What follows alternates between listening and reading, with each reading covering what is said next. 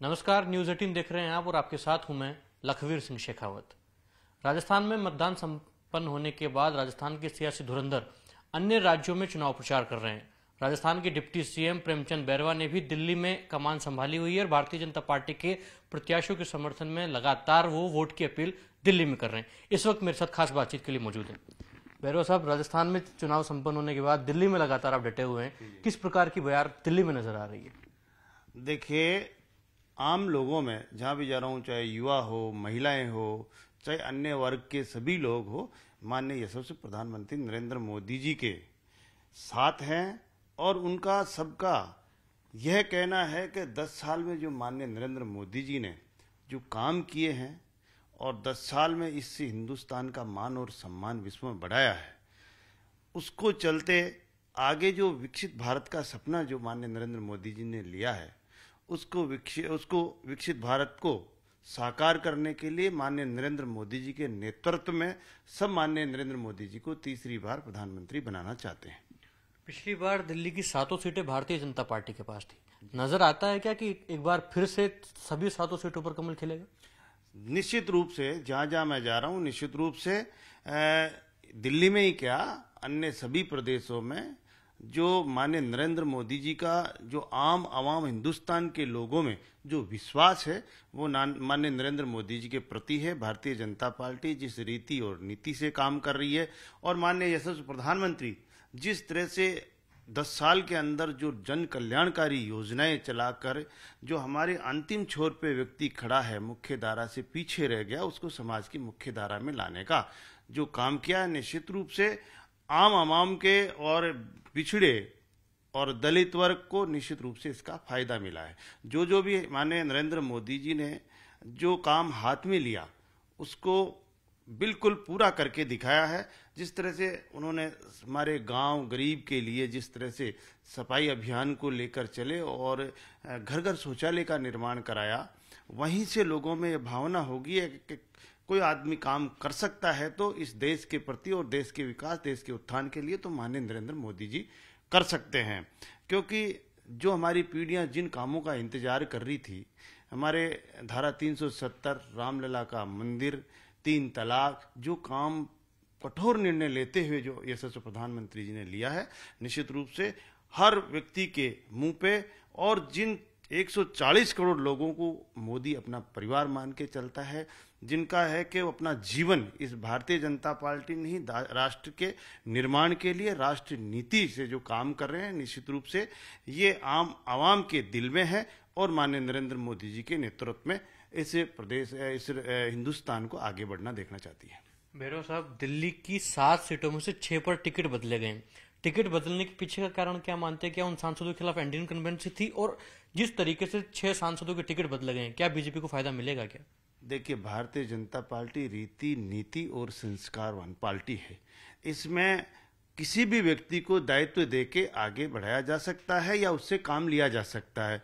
ऐसा नहीं है किसी का टिकट काट दिया या दे दिया, एक दायित्व देते हैं। और निश्चित रूप से भारतीय जनता पार्टी में छोटा या बड़ा नहीं होता है, हर आदमी को समय समय पर दायित्व देके और उनसे काम में लिया जाता है। दिल्ली के मुख्यमंत्री अरविंद केजरीवाल बेल पर बाहर आ गए हैं। वो आम आदमी पार्टी के लिए प्रचार प्रसार कर रहे हैं। क्या आपको लगता है कि सहानुभूति उनके पक्ष में रहेगी, क्योंकि जेल में थे, अब बाहर आकर आम आदमी पार्टी के प्रत्याशी के पक्ष में प्रचार कर रहे हैं? देखिए, आपको बताऊं, जिस तरह से माननीय यशस्वी प्रधानमंत्री जी नरेंद्र मोदी जी ने जो 10 साल का कार्यकाल रहा, उसमें कोई एक मंत्री भी उनका भ्रष्टाचार में या किन्हीं घपलों में आपको आया क्या कभी? लेकिन जिस तरह से जो पार्टियां पूर्ववर्ती रही है, उनके मंत्री जेलों में रहे हैं, घपलों में, भ्रष्टाचार में, या फिर वो बेलों पे चल रहे हैं।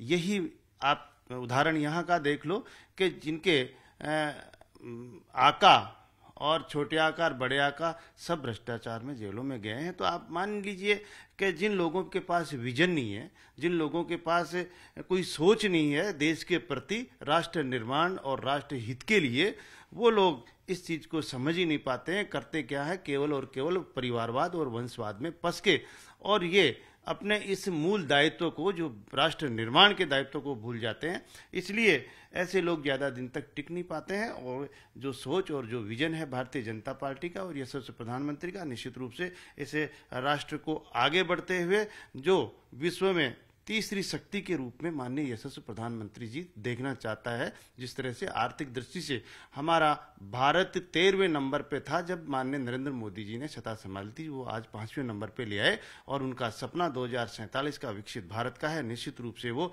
पूरा करेंगे और मोदी जी जो कहते हैं वो करते हैं। अब तो विश्व को भी ये हो गया कि वाकई माननीय नरेंद्र मोदी जी कहेंगे वो करके दिखाएंगे। इसलिए विश्व भर में जो धाक है, जो पहचान है हमारे हिंदुस्तान की, वो माननीय नरेंद्र मोदी जी ने करके दिखाई। बेरवा साहब, आप भ्रष्टाचार मुक्त भारत की बात करते हैं तो याद आता है कि जब आम आदमी पार्टी की बुनियाद रखी गई थी तो नींव ये थी कि हम कट्टर ईमानदार छवि के साथ आगे बढ़ेंगे और भ्रष्टाचार को देश से हटाएंगे। लेकिन जिस प्रकार से अरविंद केजरीवाल जेल में बंद हैं, क्या लगता है कि एक्सपोज हो गए अरविंद केजरीवाल और उनकी नीति? देखिए, मैं कह रहा हूं ना, जो इन लोगों के पास अगर जो आदमी राष्ट्र हित और राष्ट्र निर्माण के बारे में नहीं सोचेगा और परिवार और वंशवाद के बारे में चलेगा तो वो आदमी में स्वार्थ पैदा हो जाएगा और निश्चित रूप से उसके नीचे काम करने वाला भी ऐसा ही काम करेंगे। तो मैं मानता हूं कि जिस तरह से इनका जो भ्रष्टाचार का मामला सामने आया है, ये वाकई हमारे इस प्रदेश के लिए और देश के लिए नुकसान पहुंचाने वाला है। इस तरह की कोई भी पार्टी या कोई भी सरकारें करे, निश्चित रूप से हमारे देश को पीछे करने का काम करते हैं। दलित मतदाताओं को भारतीय जनता पार्टी के पक्ष में लामबंद करने की जिम्मेदारी आपको दी गई है। किस प्रकार का माहौल नजर आता है राजस्थान और दिल्ली के एससी बंधुओं का जब आप उनसे लगातार संपर्क साधे हुए हैं? देखिए, हमारे दलित वर्ग का जो वोट बैंक समझती आई है कांग्रेस पार्टी, आपने देखा होगा केवल और केवल इन्होंने दलितों को अपना वोट माना है, लेकिन इनके लिए कोई उत्थान के लिए कोई ऐसी इन योजनाएं नहीं बनाई जिनके आधार पे आज ये आगे बढ़ सके। लेकिन जब से माननीय नरेंद्र मोदी जी और भारतीय जनता पार्टी आई तो निश्चित रूप से हमारी जो पहचान दी है हमारे बाबा साहेब अम्बेडकर को और माननीय अटल बिहारी वाजपेयी की टाइम में माननीय हमारे अम्बेडकर जी का जो भारत रत्न का पुरस्कार दिया वो भारतीय जनता पार्टी ने दिया। उसके अलावा जो पंचतीर्थ निर्माण हमारे यशस्वी प्रधानमंत्री नरेंद्र मोदी जी ने किया और करके दिखाया, तो हमारे अनुसूचित जाति जनजाति के लोगों का मान और सम्मान बढ़ाने का काम किया तो भारतीय जनता पार्टी और यशस्वी प्रधानमंत्री जी ने किया है। और जितने भी जन कल्याणकारी जो योजनाएं इन्होंने 10 साल में चलाई है, जो हमारे दलित और पिछड़े लोगों के लिए निश्चित रूप से आगे बढ़ाने में अहम भूमिका निभाई है। और निश्चित रूप से लोगों का विश्वास है कि जो कांग्रेस पार्टी इन दलित लोगों को अपना वोट बैंक समझती है, हमारे लोग शिक्षित हो गए हैं, निश्चित रूप से वो पहचानने लग गए हैं कि कौन अपना किसमें अपना हित है। इसलिए माननीय यशस्वी प्रधानमंत्री जी के लिए हर मैं जगह जाता हूं, युवाओं से बात करता हूं और युवाओं में जोश है माननीय यशस्वी प्रधानमंत्री जी के लिए कि निश्चित रूप से तीसरी बार प्रधानमंत्री बनाएंगे और उनके नेतृत्व में देश को आगे बढ़ाएंगे और उनका सपने को साकार करेंगे। बेरवा साहब, आप राजस्थान से आते हैं, वहाँ के उप मुख्यमंत्री हैं। राजस्थान में 25 सीटों पर मतदान हो गया है। किस प्रकार की बयार राजस्थान में नजर आ रही है, क्योंकि पिछले 2 बार के लोकसभा चुनाव में सभी 25 सीटों पर बीजेपी का कमल खेला है। क्या जीत की हैट्रिक तीसरी बार 25 सीटों के साथ बीजेपी लगा पाएगी? निश्चित रूप से राजस्थान में 25 की 25 सीटें आएगी। जिस तरह से कांग्रेस पार्टी ने पिछले 5 साल जो यहाँ पे सरकार बनाकर और झूठ बोलकर उन्होंने सरकार बनाई थी, किसानों से कर्जे माफ के लिए झूठ बोला, युवाओं को रोजगार के लिए झूठ बोला और हमारे दलित और महिला अत्याचार में राजस्थान को नंबर 1 छोड़ के गए। और 5 साल केवल और केवल उन्होंने कुर्सी का खेल खेला, केवल और केवल अपने परिवारवाद और वंशवाद पे चलते आ रहे हैं। तो हमारे जब जनता ने इनके कार्यकाल को 5 साल का देखा और इन्होंने डबल इंजन की सरकार राजस्थान की जनता ने दी है। मैं आभार व्यक्त करना चाहूँगा राजस्थान की जनता ने कि निश्चित रूप से जिन्होंने राजस्थान के उत्थान को रोका है, पीछे धकेलने का काम किया है, उनको आज सत्ता से बाहर निकाला और डबल इंजन की सरकार बना के निश्चित रूप से जो हमारी सेंटर की योजनाएं थी, केंद्र सरकार और राज्य सरकार मिलके उसको एक राजस्थान को अच्छा आगे बढ़ाने का अवसर मिलेगा। जिस तरह से 3 महीने ही हुए हैं और हमारे यशस्वी मुख्यमंत्री जी भजन लाल जी ने जिस तरह से जो काम किया है, अच्छे निर्णय लेकर, कठोर निर्णय लेकर हमारी महिलाओं को 450 रुपये में गैस देने का काम, हमारे गेहूं का समर्थन मूल्य बढ़ाया, हमारे पेट्रोल और डीजल का जो दाम कम करके समांतर करने का काम करके दिखाया, और ईआरसीपी के तहत जो हमारे हर खेत को जल मिलना चाहिए उसके लिए दोनों राज्यों से समझौता करके और डीपीआर का काम चालू है। निश्चित रूप से यह है योजनाएं हमारे राजस्थान के लिए, हमारे को हर खेत में जल जो काम इस भारतीय जनता पार्टी और यशस्वी हमारे मुख्यमंत्री जी ने किया है, निश्चित रूप से कोई भी इतना जल्दी निर्णय कोई भी सरकारें नहीं ली, लेकिन जिस तरह से इसे माननीय भजन लाल जी ने जो संकेत दिया है कि निश्चित रूप से इन 5 साल में राजस्थान विकसित राजस्थान की श्रेणी में आएगा। लेकिन विपक्ष तो ये कहता है कि राजस्थान में इस बार खाता खुलेगा और कम से कम आधा दर्जन से ज्यादा सीटें तो क्लियर जीत रहे हैं और 1 दर्जन सीटों पर अच्छा मुकाबला है।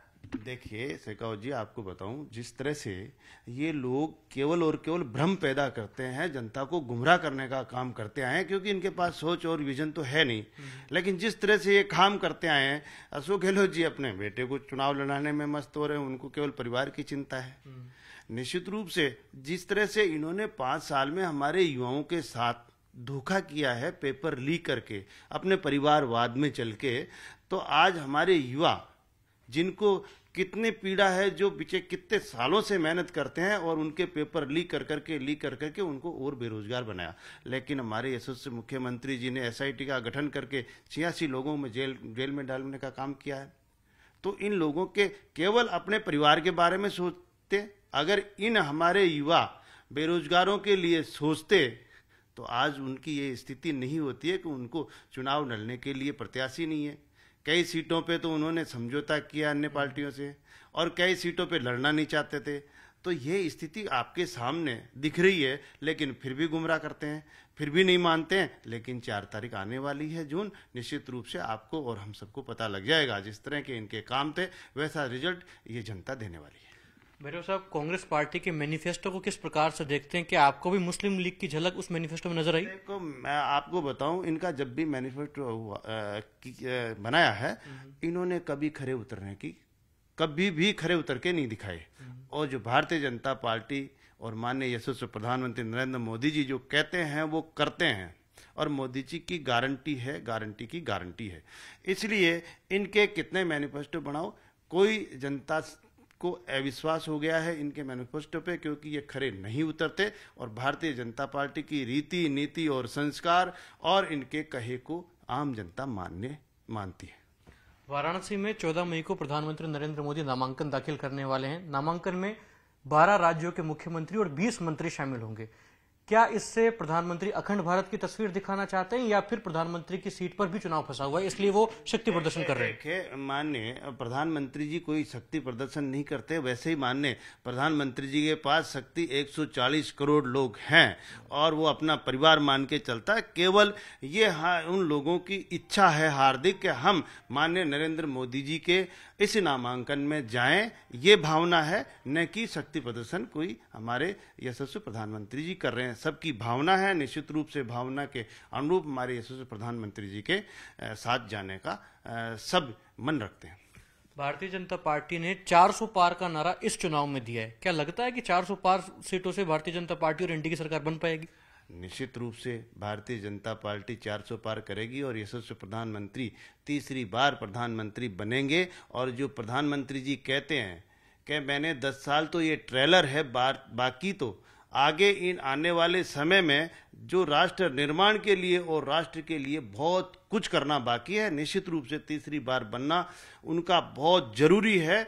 जो कि उनका विजन और उनकी सोच है वो आगे बढ़े और ये राजस्थान विश्व की तीसरी शक्ति ये हिंदुस्तान बने। आपने राजस्थान में प्रचार किया, दिल्ली में प्रचार कर रहे हैं, क्या अन्य राज्यों में भी पार्टी भेजती है तो वहां भी पार्टी के लिए प्रचार करने जाएंगे? निश्चित रूप से जा रहा हूँ। सही, कल मेरा पंजाब का बन गया है और जिस भी राज्य में भेज रहे हैं निश्चित रूप से जा रहा हूँ। भारतीय जनता पार्टी और माननीय यशस्वी प्रधानमंत्री की सोच और विजन को निश्चित रूप से आम आवाम के को बताना है और माननीय प्रधानमंत्री जी को तीसरी बार प्रधानमंत्री बनाना है। तो राजस्थान के उप मुख्यमंत्री प्रेमचंद बैरवा न्यूज 18 से खास बातचीत में कह रहे हैं कि 400 पार का नारा जो भारतीय जनता पार्टी ने दिया था, निश्चित रूप से तीसरी बार प्रचंड बहुमत के साथ भारतीय जनता पार्टी की सरकार बनने जा रही है, क्योंकि विपक्ष के पास नेतृत्व की क्षमता नहीं है और जिस प्रकार से उन्होंने पिछले दिनों जो वादा खिलाफियां कही हैं उससे जनता आज भी आक्रोशित है। इसलिए 10 साल के शासन के बाद एक बार फिर से मोदी 3.0 बनने जा रही है और राजस्थान में भी 25 की 25 सीटों पर कमल खिलेगा। और साफ तौर पर इन्होंने विपक्ष को भी कई मुद्दों पर कटघरे में खड़ा किया है और बेबाक और बुलंदी से अपनी बात न्यूज 18 से बातचीत में रखी है। कैमरा पर्सन रमेश के साथ लखवीर सिंह शेखावत, न्यूज 18, दिल्ली।